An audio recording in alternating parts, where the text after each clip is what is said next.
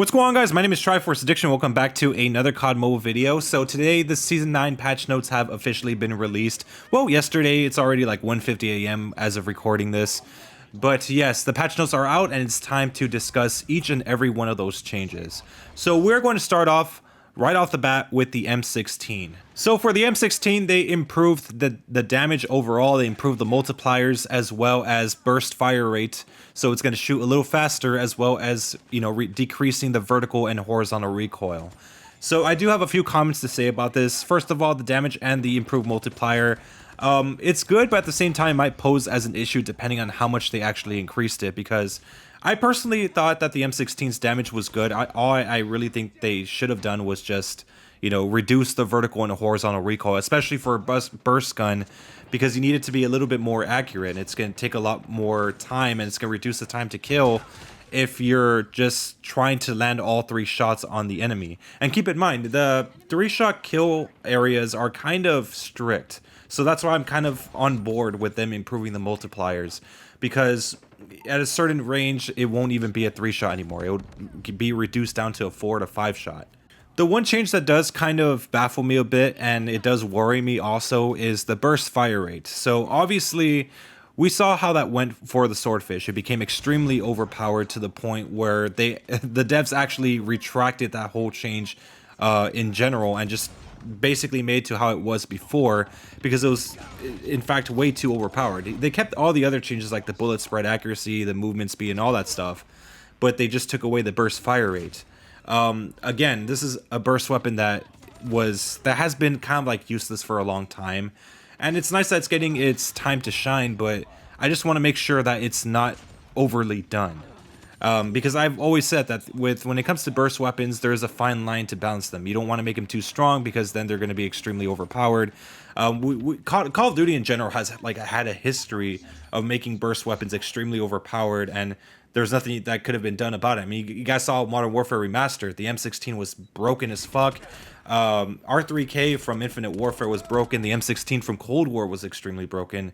I just don't want to see the same thing happen to this specific gun. I just want it to be a little bit stronger, but not too strong. So now we move on to the next one, which is the LK24. So there's not really a lot to say here. They decreased the horizontal recoil. They improved the ADS movement speed, but overall, there's not really much to say. It was already a pretty stable gun. If you want to make it more stable, whatever. I mean, the LK24 isn't really a weapon that a lot of people worry about. Yes, it got stronger, but still, I mean, it's still just there. I mean, I have no real actual things to say for this change. So let's move on to the next one. So now we get into a controversial change, which is the Type 25. So the only thing that they really changed was the stopping power. So they added more of a multiplier buff. They decreased the vertical recoil and decreased the horizontal recoil downsides from that specific mag. And they also reduced, or I guess removed, the ADS penalty. The reason why I'm saying either removed or reduced is because it's not really clear right now. And if they were to remove it altogether, I think that would be a little bit too generous. It also depends how strong they actually make the Type 25. But to be honest, from my personal experience, with the Type 25, with stopping power, I don't really see much of a difference. That's why I see a lot of people using 38 round mags or even just the 46 round fast mag. I never see anyone really use stopping power because I don't really see it making too much of a difference. So this change might have at least powered it up enough to actually make a difference for the Type 25. And given how everything is so much more powerful now, I don't really see this being as too much of a problem. I might be wrong about this. I will be testing all these weapons out individually. So yeah, don't worry about that. So moving on to the 5.56, they did increase the multiplier. They increased the ADS speed as well as improved the sprint to fire speed. So as for multiplier, I'm not really sure which one they're talking about because it does sound singular. So I'm assuming it's probably the headshot multiplier, or I guess the chest multiplier, but I could see it being the headshot more than anything. For increased ADS speed, I mean, that's good. I mean, it wasn't really that bad when it came to ADS speed. I think it was pretty standard.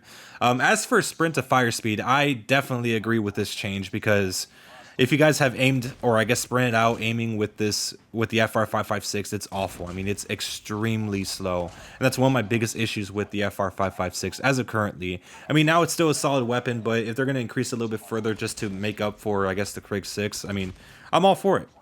So now we move on to the ICR1, improved range, improved multiplier. So for me personally, I think this is more controversial than you actually think, because over time the ICR has gotten a significant amount of changes, especially with its range and its multipliers, to the point where I don't really see it needing any more range. And I'm not sure if this also kind of extends to like Battle Royale. I'm pretty sure it does. For Battle Royale, I guess I'm not really I don't know how these weapons work in Battle Royale. Just keep that in mind. But for multiplayer, you don't need to actually buff the ICR anymore. I think it was perfect the way it was.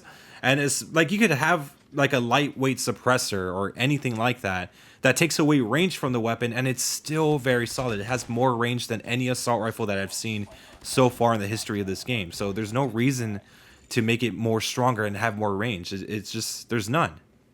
So here we are on page 2 of the changes, and now we move on to the CBR4. So they improved the multiplier as well as improved the movement speed. So I know a lot of people saw this as controversial, especially on Twitter, because the CBR just got nerfed. It was in the meta for quite a long time, and even after its nerf, it was still very, very strong. But for some reason, they had the need to improve the multiplier. But for me personally, I think this is actually a decent idea. And that's mainly because they didn't do any changes in the patch notes for the Switchblade. I mean, it's extremely overpowered. You guys already know that everyone's using the Switchblade in ranked multiplayer as well as just other weapons. But if they need more SMGs to keep up with it, I mean, they should just like at least nerf the Switchblade. I think it was way too overpowered. They also improved the movement speed, so they basically undid every nerf that they did for the CBR4. So I'm assuming it's back to where it was prior, or at least somewhere very close. So now moving on to another controversial change, which is the Holger 26. So they improved the damage, they improved the range, they improved the ADS bullet spread accuracy, as well as airdrop Holger will now deal more damage than the regular Holger. So that's something from BR. But of course, with the multiplayer changes, which is the damage, the range, and the bullet spread, I know a lot of people had a problem with this, but for me personally, I think this was a much needed change. And that's mainly because all the LMGs have been updated to kind of like just fit the meta now. The only one that wasn't was just the Holger. It had extremely weak range. Yes, the movement speed's pretty overpowered, at least when it comes to ADS.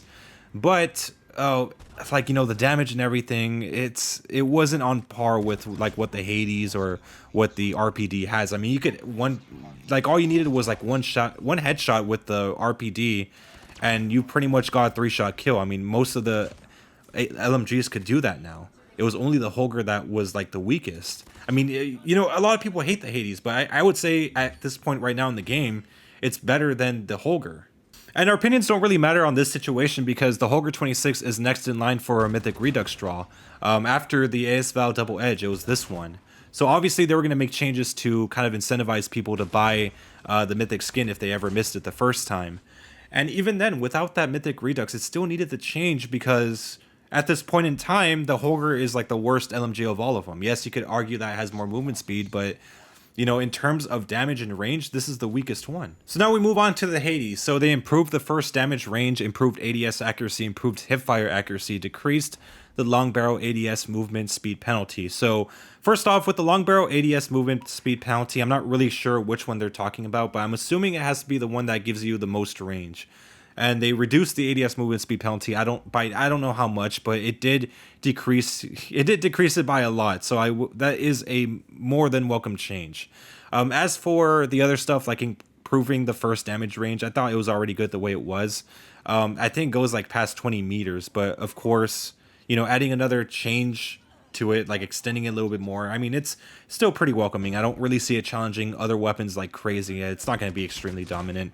As for improved ADS accuracy and hipfire accuracy, I thought it was good the way it was as well. ADS accuracy, I mean, I sometimes use the crossbar Hades, and it doesn't really look like it even has any bullet spread accuracy. I think it's just very straightforward. It's just a straight shooter. Hipfire accuracy, maybe that might actually be a welcoming change because from what I remember, I think it has like the weaker hipfire accuracy that I've seen. I mean, I think the chopper is a little bit better on that field, but if they're going to improve it by a little bit more, I mean, that's fine.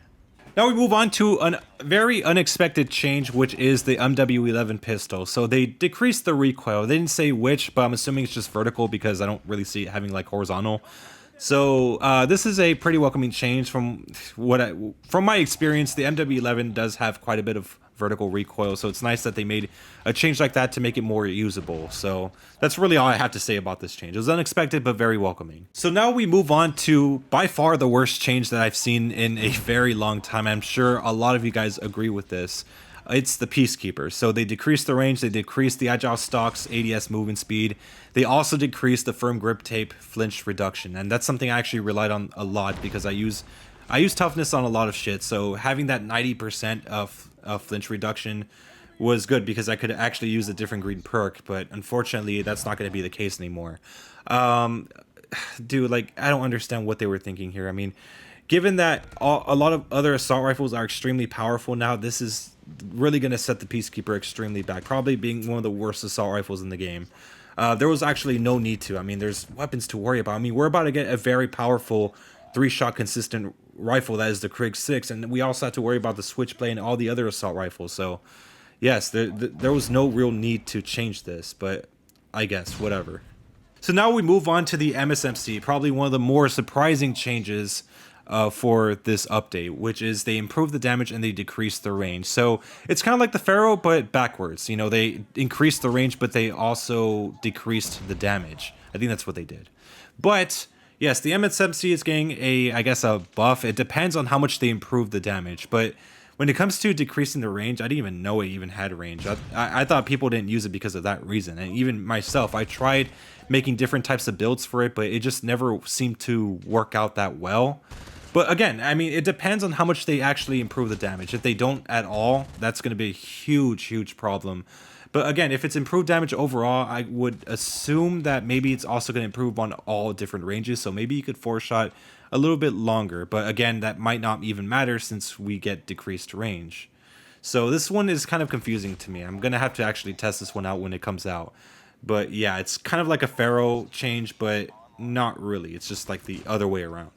Another unexpected change was with the Outlaw. They improved the multiplier, they adjusted the damage, they adjusted the range as well. Obviously, those are highlighted in yellow because I don't even know they actually gave the full details of the patch notes, but they might have done it to kind of, I guess, make the Outlaw compete against the other snipers, but it's something that a lot of people are worried about because obviously the Outlaw has like the fastest ADS speed in the game.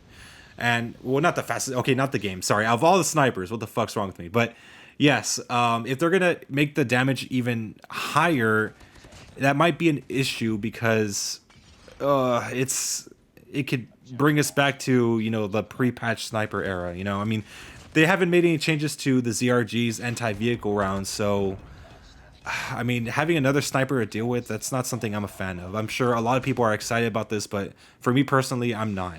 The way I look at the Outlaw is that it's supposed to be a much more skilled weapon for those accurate snipers. I know it's not really that hard to be accurate with a sniper in this game, but... oh, especially if you're a controller, by the way, but... that's what I'm worried about. It's like if they're going to make the multiplier damage even higher to the point where they give more leniency to where you could one-shot, yeah, it's going to be a problem, given also that it has very high ADS speed, or the fastest of all the snipers, so... yeah, that's something that we have to look out for. That's one I'm going to have to test out for sure. So now we move on to a very surprising but substantial change to a sniper rifle, which is the XPR. So they improved the damage, they decreased the vertical recoil yet again, and they also adjusted the range. Obviously, this only counts for the weapon in general, but it also could count for the stopping power, which is probably another big change. So they improved the multiplier, they removed the vertical recoil penalties, and they, I guess, adjusted the range of it. So this could mean anything. They could have made the stopping power rounds a lot stronger, so now it won't be stuck to, like, you know, the upper chest. It might be like allowing you to hit in the arms or hit in the stomach or even lower areas of the body. Keep in mind, with stopping power, it does decrease the range, or sorry, the fire rate by 50%. So yes, it does decrease. It does kind of have a downside. It's not just purely just letting you spam this thing like crazy with just crazy one-shot potential. It's not like that. But at the same time, it's something I'm going to have to actually look into because the XPR for a long time has been one of the worst snipers, if not the worst in the game. And it's nice that it's finally getting some sort of love. And it's nice that that this might be a potential counter to the SVD. I know a lot of people are still spamming that shit, and whoever does, fuck you. Here are some changes to Battle Royale stuff. They did increase the range for the M13 in Battle Royale only. They also like fixed this bug with the bullet speed after equipping Marksman with the ZRG. For BR classes, they nerfed Rewind and Pumped. They decreased the skill duration as well as charging speeds, all that stuff. But let's actually move on to the Scorestreaks real quick before we end this whole thing off. So we finally move on to the Scorestreaks. We do have the MQ27 Dragonfire. It did increase bullet capacity. For Hawk X3, they improved damage. They also improved range. For the XS1 Goliath, they improved the firing damage and improved the movement speed. And for Napalm, they decreased the score needed to acquire, again. And for the Swarm, they also decreased the amount of Swarm drones that are, I guess, around when people call it in. So I don't know if it's going to make much of a change, but I guess. So yeah, more Scorestreaks got buffed, and that's pretty much it. You know, nothing crazy. So that pretty much concludes the list of all the things that they changed for the Season 9 patch notes. Like I said, there are a lot of welcoming changes. Some of them are really making me wonder why they needed to be changed. The ICR was a perfect example of that. But when it comes to Holger, I know a lot of people are going to disagree with me. But given that all the LMGs are a lot stronger now, it's kind of fitting that the Holger does get changed. Even if it's not getting a Mythic Redux. Obviously it is, but just, you know, even then. As it goes for just all the other shit like the MSMC, the XPR, the M13, that stuff I'm really going to watch out for, specifically with the M16 and the XPR, because those are very questionable changes. I'm not sure how strong those things are going to be. They weren't really specific on the details when it comes to like the multipliers and the range. For stopping power on the XPR, that's one of them. I'm hoping that it's at least a little stronger. And keep in mind, when you do lower the fire rate down to 50% with that mag, it is slower than the SVD. So I'm hoping that it becomes a little bit stronger to at least kind of just counter the weapon, because the SVD right now is extremely toxic. So it'll be nice to fight toxicity with toxicity, you know. But again, it could be a double-edged sword, because there's going to be a bunch of people using it against you if it is strong. So yes, there's just so many changes in this that I'm going to have to make a lot of videos for. But I'm really excited for it, because it gives me a lot of time to just pass before we get the major update in Season 10. So yeah, they made a lot of welcoming changes. But yeah, anyways, hope you guys enjoyed. Make sure to leave a like, make sure to subscribe for some more COD Mobile content, and I'll see you guys next time. Thank you.